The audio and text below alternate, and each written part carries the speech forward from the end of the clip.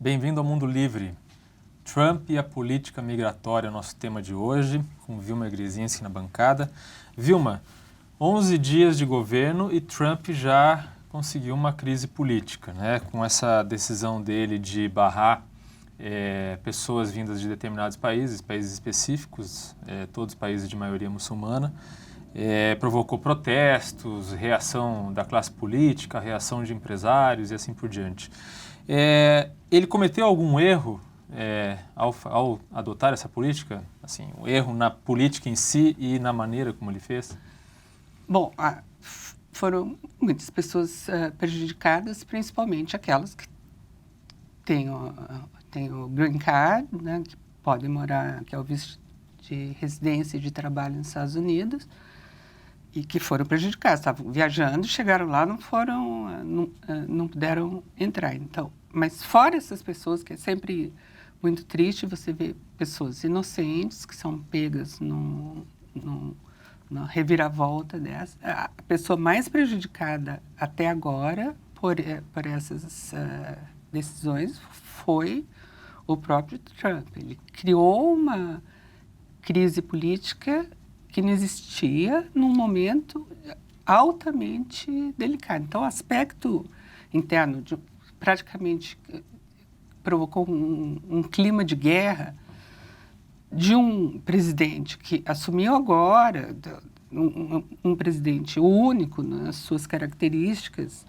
e que já ia, com certeza, enfrentar uma oposição enorme, que eles nem chamam de oposição, chamam de resistência. Então, essa crise política tem sido extremamente negativa para o próprio Trump, ou seja, ele produziu uma encrenca para ele mesmo, uma encrenca grande. Você tinha falado antes do programa que isso se deve a 3 aspectos, né, dessa medida, né? O aspecto jurídico, a maneira como ele fez e o aspecto político. Falando primeiro da maneira como ele fez como ele adotou essa medida, qual foi o erro cometido? Foi precipitado, erros de técnicos e erros de execução. Os funcionários alfandegários do Departamento de Segurança Interna, todo mundo controla a entrada e saída, não recebeu simplesmente essa instrução muito resumida e resultou nesses casos de pessoas que tinham visto para morar e trabalhar nos Estados Unidos não poder entrar, e foi feito de uma maneira caótica e com casos muito dramáticos. O iraquiano que trabalhava para o exército americano, esses casos, isso seria possível de se superar, porque mudanças desse tipo naturalmente provocam isso. Mas foi mal feito, foi rápido e mal feito o tema da cavalaria, né? Brincadeira com a cavalaria. Você sabe, Vilma, quando eu estive nos Estados Unidos no ano passado para cobrir a campanha eleitoral, eu conversei com uma família de sírios, de refugiados sírios, que tinham acabado de chegar, fazia menos de um mês que eles tinham chegado nos Estados Unidos. Era o pai, a mãe e 2 crianças. Essa família morava há 3 anos num campo de refugiados na Jordânia e, ao longo de todo esse tempo, aplicando ali para conseguir asilo em algum país, e a primeira opção era os Estados Unidos. Então, assim, eles passaram por um processo longo de investigação. Obviamente, a vida deles foi devassada até que eles conseguissem um documento que aceitassem eles como refugiados nos Estados Unidos.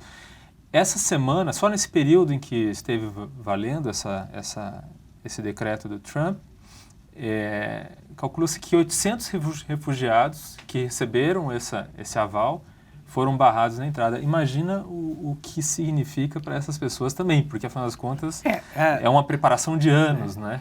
Vamos lembrar que são 2 aspectos separados. Primeiro, são os vistos para aquele grupo de países que já sempre estão na lista todos os seus cidadãos, para ir para os Estados Unidos, já passam por por uma série de filtros. O que houve foi uma suspensão temporária dos vistos.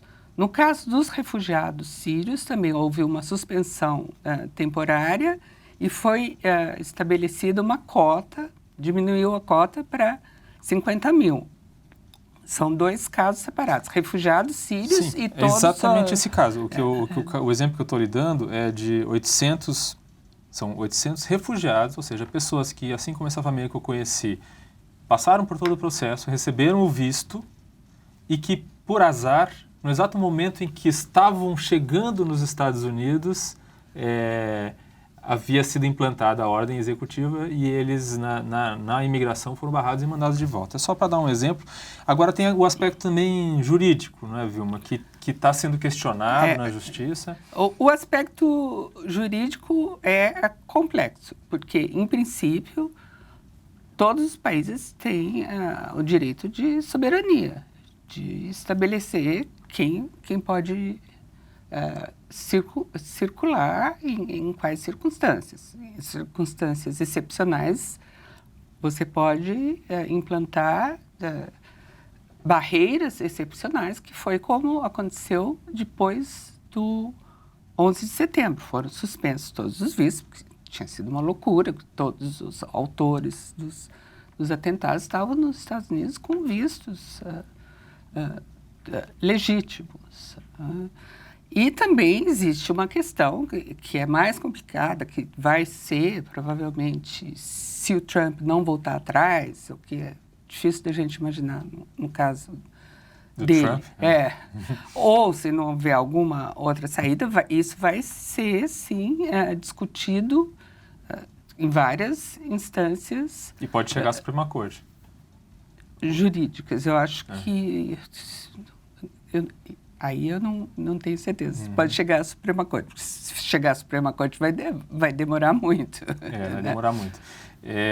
De qualquer forma, Vilma, aliás, falar de Suprema Corte, hoje mesmo Trump deve nomear a sua opção ali para substituir a vaga, para a vaga do Scalia, né?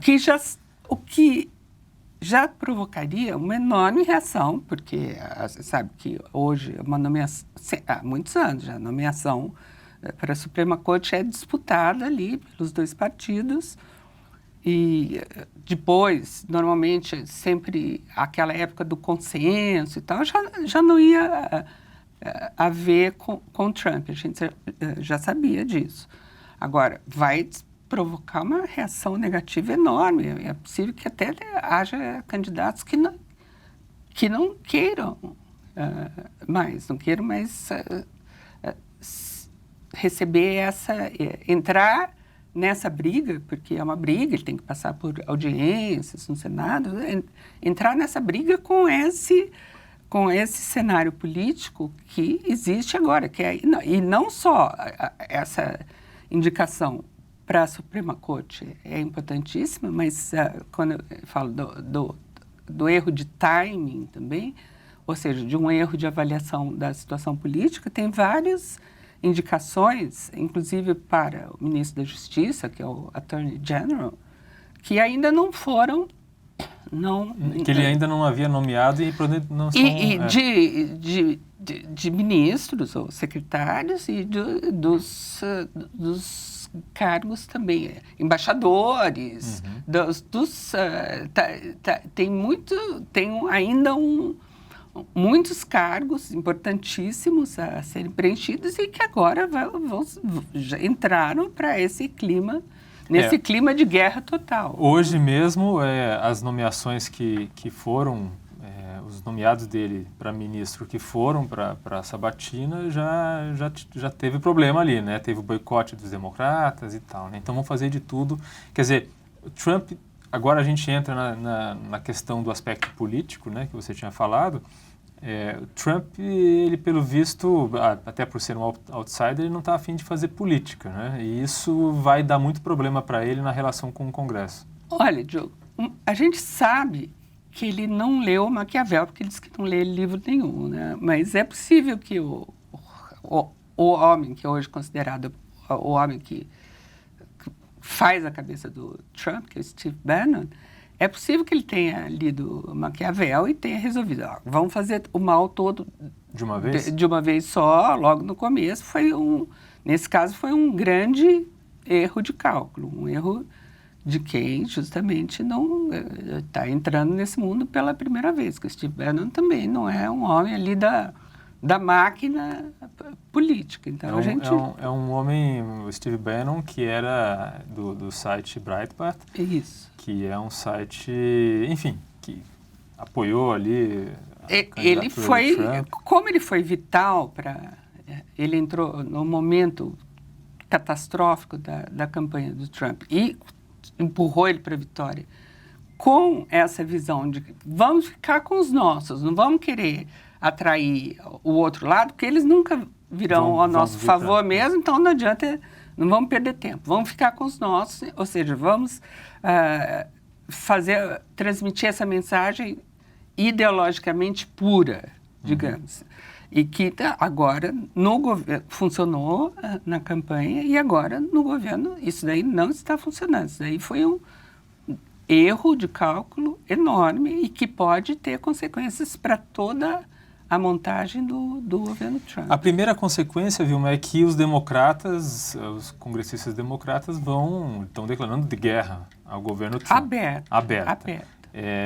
Já não tinha começado bem por todas as circunstâncias da eleição e de como foi a campanha e tal, mas com essas medidas de Trump, aí virou uma guerra aberta. Mas mesmo dentro do Partido Republicano, tem aqueles que se opõem fortemente às medidas. E ao que ameaça mais essas... eu acredito que agora seria impossível um boicote às nomeações do Trump, mas a gente está vivendo num momento em que a precipitação de fatos é de alta intensidade, mas o senador McCain, que tradicionalmente foi contra o Trump, depois se acertou ali, foi extremamente contra esse decreto em relação a entrada de países onde a expectativa de terrorismo, instabilidade é muito grande. O McCain, Vilma, ele diz que essa medida não ajuda a combater o terrorismo. Faz sentido isso? Quer dizer, ou faz sentido achar que essa medida combate o terrorismo também, como é o argumento de Trump? A gente tem que... o fundamento dessa medida é não vamos trazer gente de países que não passem por uma filtragem maior, porque são pessoas que, em países onde existe atividade contra os Estados Unidos, armada, atentados, e que os casos que aconteceram nos Estados Unidos, alguns sendo de estrangeiros que praticaram essas matanças. Casos, na maioria, individuais, mas de grande repercussão. Estrangeiros e americanos nativos, mas filhos nascidos em famílias vindas de imigração desses países. Então... Agora, se vai ajudar, eu não sei. Diogo, vamos lembrar que o presidente Obama, que excepcionalmente, assim, 10 dias depois, já declarou, uma declaração muito forte, fez uma declaração muito forte, porque nos Estados Unidos você dizer que alguma coisa não americana é uma ofensa fortíssima. Foi uma declaração do porta-voz do Obama, né? Que fez a primeira vez que o Obama se manifesta desde a posse do Trump. Vamos lembrar que o Obama, durante os seus 8 anos, seguiu uma política, ele não usava nem sequer a palavra islâmico para definir a ala radical, de terroristas, né? De terroristas que fazem tudo isso. E ele fez discursos famosos, convidando uma política inclusiva em relação ao mundo muçulmano. Foi na ONU, falou uma frase até meio misteriosa, assim, em tons meio proféticos. O futuro não pertence a quem ofende o profeta Maomé. E isso não funcionou. Agora, não funcionou. Os atentados, digamos, os mais extremistas, entre os extremistas, que são do Estado Islâmico, falavam: Obama, nós vamos aí na Casa Branca, Obama. Não obteve a menor simpatia. É possível que essa iniciativa, esse clima todo do Trump, você acha que alguém está lá em casa, indo para a faculdade, ou trabalhando, e de repente ouve falar disso e vai lá e resolve entrar numa discoteca e matar 40, 50 pessoas por causa disso? Não, mas pode incentivar os malucos, pode ser um incentivo extra aos seguidores, aos que se identificam com esse tipo de extremismo. Se identificam e precisam de alguma coisa para entrar em ação. Se vai criar, isso daí é hipotético. Assim como parece hipotético também que isso vai evitar atentados. Quer dizer, há outras formas de cometer atentados nos Estados Unidos. Já existem muitas pessoas lá dentro que são radicalizadas, como ocorre na Europa, não é, Vilma? Que tem pessoas da própria comunidade, às vezes até nascidos nos Estados Unidos, que são potenciais, enfim... Sim, a lógica do Trump não é difícil de entender e que foi apoiada durante a campanha e continua a ter apoio agora. Por que nós estamos trazendo pessoas de países onde acontecem essas coisas, onde existem esses atos de extrema violência motivada por uma ideologia de natureza religiosa. Agora, qual foi o critério para a elaboração dos países da lista, né? Os países que entraram nessa lista, já que há outros países que também exportam muitos terroristas. Você quer aumentar a lista, Diogo? Pelo amor de Deus. Eu estou querendo saber qual é o critério. Você toca fogo nos Estados Unidos. Se você agora não, tem poucos países, vamos aumentar. Na verdade, eu não quero aumentar a lista, mas já se falou de incluir outros países na lista. Próprios porta-vozes do Trump falaram em incluir a Arábia Saudita na lista e outros países que não estão na lista. Qual era o critério para esses países? São critérios que já tinham sido usados anteriormente para aumentar o processo de verificação dos candidatos, usados inclusive no governo Obama, que todo mundo lembrou agora a respeito disso, que houve uma época em que os vistos de iraquianos ficaram suspensos durante 6 meses. No governo Obama. Sabe por quê, Diogo?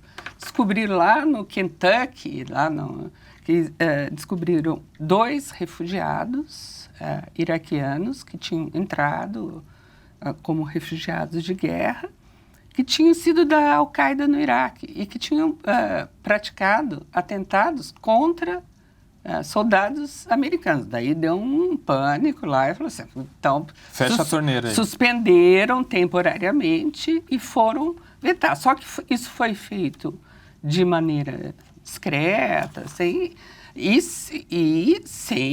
toda essa beligerância que o Trump, com que ele age e que ele provoca. Então, durante 6 meses foi suspensa a entrada de refugiados iraquianos nos Estados Unidos por motivos que são bastante razoáveis. Você descobre que entre os refugiados tem 2 terroristas. É complicado, né? Vilma, agora, essa semana, a ministra da Justiça interina, que era, na verdade, ainda da gestão Obama, mas que, como ele ainda não havia nomeado uma substituta, estava ali no cargo, depois de se negar a contestar as decisões judiciais contrárias à medida do Trump, acabou sendo demitida. Esse episódio aí tem alguma relação com o passado, como estão fazendo? É uma comparação com o governo Nixon? Outra coisa que é negativa para o Trump é produzir heróis, mesmo que sejam heróis temporários, porque ela sairia de qualquer jeito, porque ela faz parte do esquema ainda da era Obama, Sally Yates. Produzir heróis, vítimas, é sempre negativo. E com esse precedente, que é indevido, mas é inevitável, né?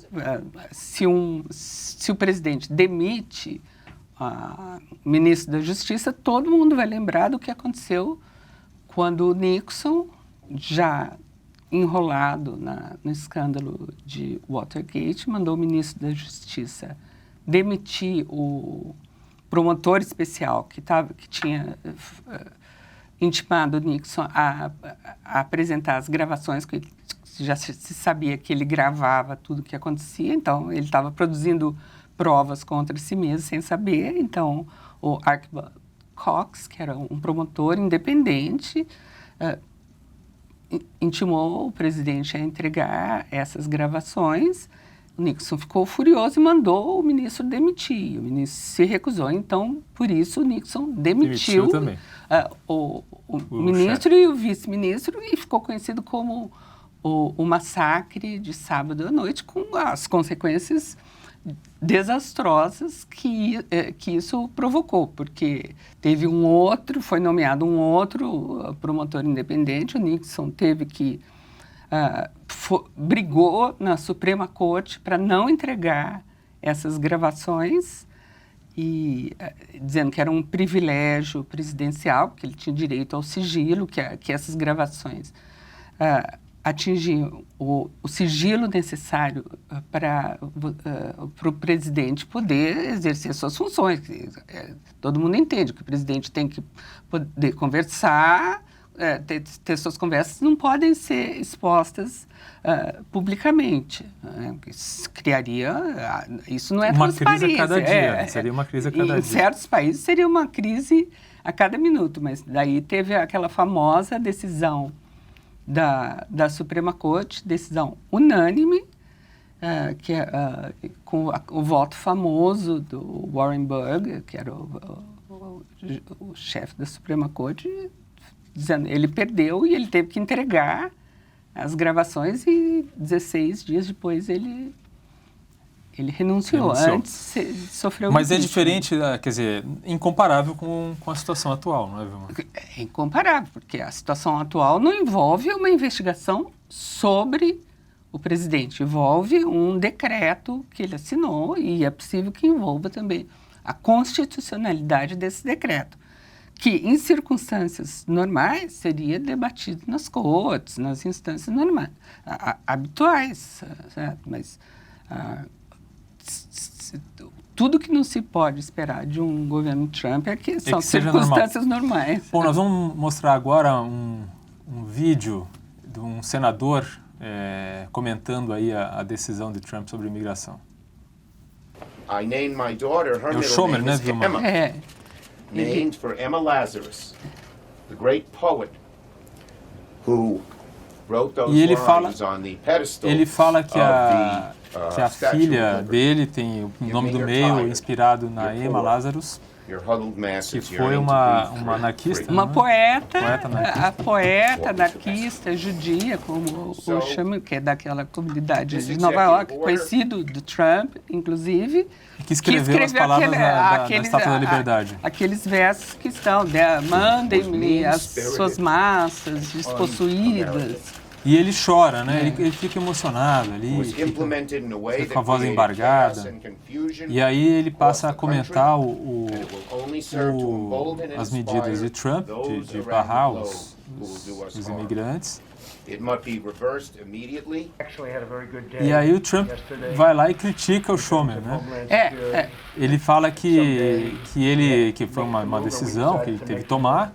E depois ele fala sobre o Schomer o seguinte, ele vai dizer agora, que ele percebeu que o Schomer estava com lágrimas falsas nos olhos, que ele não sabia que ele era um chorão, que ele conhece ele muito bem e não sabia que ele era um chorão, que se ele for, ele é um homem diferente. Um comentário... É o estilo Trump, né? Estilo Trump. Ele só não lembrou que o Chuck Schumer é primo da Amy Schumer, que é aquela comediante, atriz muito conhecida. E aí ele fala que as lágrimas são falsas e que ele gostaria de conhecer quem foi que ensinou ele a atuar. O coach de interpretação, né? Claramente não é interpretação. Eu acho ele que realmente ficou emocionado. Ele deve ter ficado emocionado ao mencionar a filha, né? A filha. Então, isso dá uma ideia de como políticos profissionais, que são daquele jogo ali de Nova York, que não é para amador, não. Como isso despertou o tamanho da reação, que sem dúvida nenhuma o Trump não esperava essa reação, inclusive global. Ele criou problema. Olha só, uma das melhores coisas que tinha acontecido para ele até agora tinha sido a visita da Theresa May, que é a primeira-ministra britânica, para ele e para a Grã-Bretanha, que precisa desesperadamente desse apoio americano agora. Já que eles vão sair da Europa, da União Europeia. Do Brexit, mas isso já melou, já tem já estão falando, já sabia que o Trump sonha em ser recebido naquela visita de Estado, que é quando a rainha tem todas aquelas cerimônias, aquele cerimonial e tudo, e já tem carruagem, banquete, e ele parece que ele queria jogar golfe lá ele tem o seu próprio campo de golfe, mas ele quer jogar golfe no campo da rainha, né? Sobe de status. Mas já estão discutindo se vai ser de Estado tumultuado. ou não. Né? Então, é um tumulto desnecessário. Agora... Até uma boquinha no banquete da rainha ele pode perder, então. É isso, Vilma. Vilma, esse tema a gente vai provavelmente ter que falar aí por muitas semanas e vamos ter que voltar ao Trump porque ele não vai parar de nos dar notícia. Então, a próxima terça-feira nós voltamos com o Mundo Livre. Até breve.